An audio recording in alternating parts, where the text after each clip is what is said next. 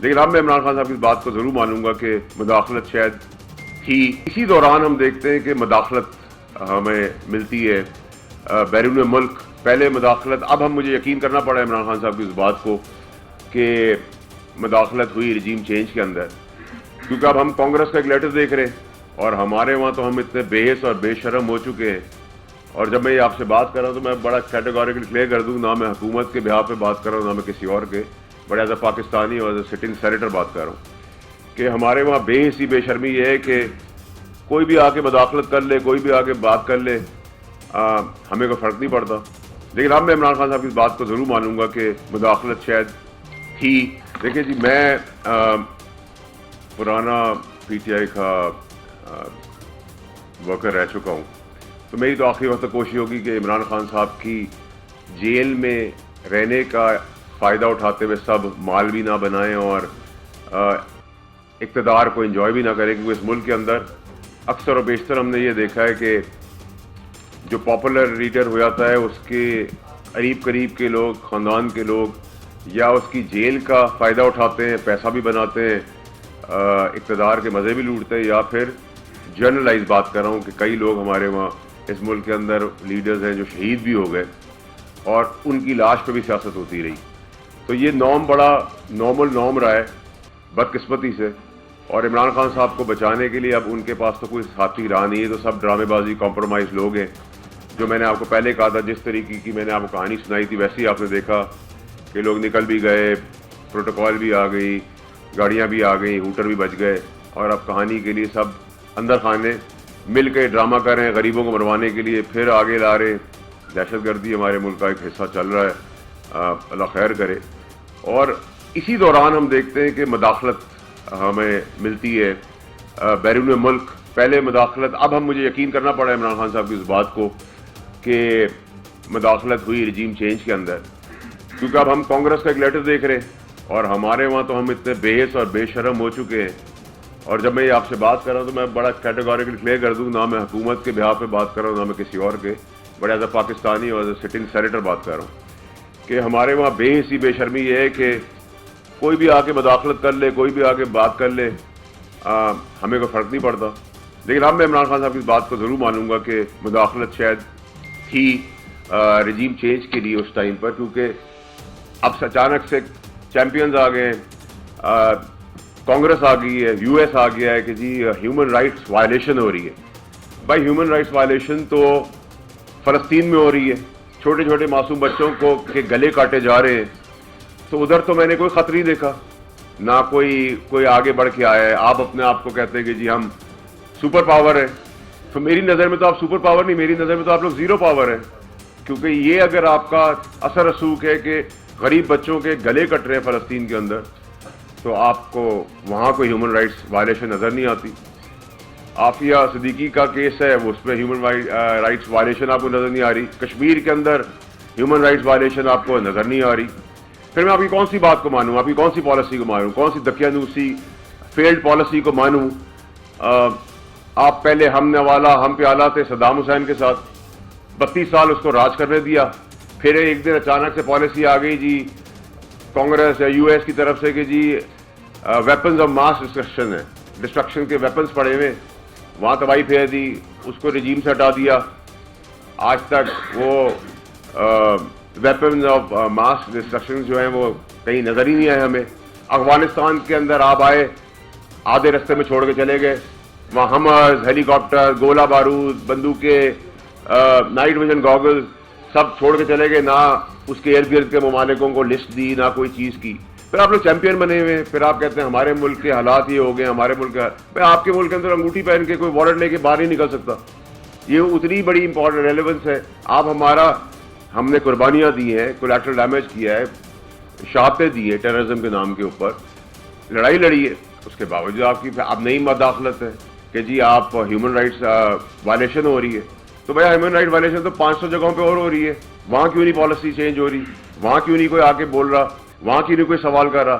کبھی ہمیں western world سے آ جاتا ہے. بھائی آپ اپنا کام کریں، ہم آپ کے مداخلت نہیں کرتے. آپ کا اپنا پریزیڈنٹ الیکٹ ڈونلڈ ٹرمپ، میں تو ان کا بڑا سپورٹر ہوں ہمیشہ سے، اور میں ان میں سے بزدلوں میں سے نہیں ہوں پاکستانی पॉलिटिशियन में से जो ट्रम्प के बारे में बातें करके फिर अपने ट्वीट्स डिलीट करते जाए, जो बात की है उस पर खड़े रहे, अच्छी या बुरी।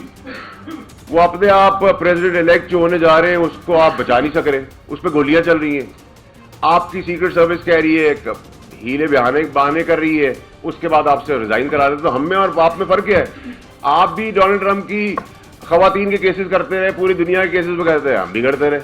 आपने भी वहाँ जाली एफआईआर काटी, हमने भी यहाँ जाली एफआईआर काटी थी।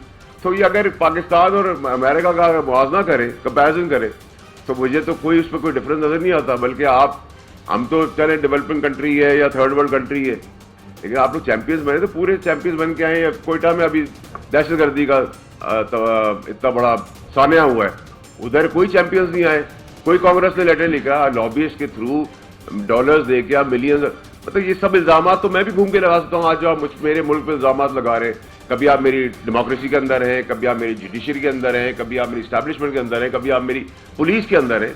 आप चाह क्या रहे हैं? आप इमरान खान साहब के लिए बेहतरी कर रहे हैं या इमरान खान साहब के लिए नुकसान कर रहे हैं? क्योंकि कभी आप फ्रीडम ऑफ स्पीच के तहत हमारे मजहब के ऊपर नबी पाक सल्लल्लाहु अलैहि वसल्लम की शान में गुस्ताखी कर लेते हैं, आखिरी नबी की, आप कहते हैं फ्रीडम ऑफ स्पीच है। ये इंस्टिगेट ऑफ वायलेंस है, आप आग लगा रहे हैं। कभी आप चलते हुए आदमी को बच्चों के सामने हरास कर देते हैं, आपके मुल्क के अंदर गालम गलोच करते हैं, गाड़ियों में लाते मारते हैं, आप कहते हैं फ्रीडम ऑफ स्पीच है। तो ये आग लगाने की चीजें हैं या ये आग बुझाने की चीजें हैं? इसी तरह आज आप आगे, जब आपको पता है पाकिस्तान में कोई भी वेस्टर्न मुदाखलत जब भी हुई है, पाकिस्तानी कौम ने उसको रिजेक्ट किया। अब आप आ गए सियासत के अंदर, इमरान खान साहब के लिए आ गए, पहले आपने उनको निकालने के लिए आए थे। आप क्या चाह रहे हैं? देखिए, मैं तो अभी भी आज प्रेस के आगे जो बात करें, तो सारा ड्रामा 24 को पानी का बुलबुला जो बनने जा रहा है, कुछ भी नहीं होना। अंदर खाने अभी भी बात हो रही है, लेटे हुए गंडापुर किसका पैगाम लेके गया है? पूरी पीटीआई की आदत किधर है?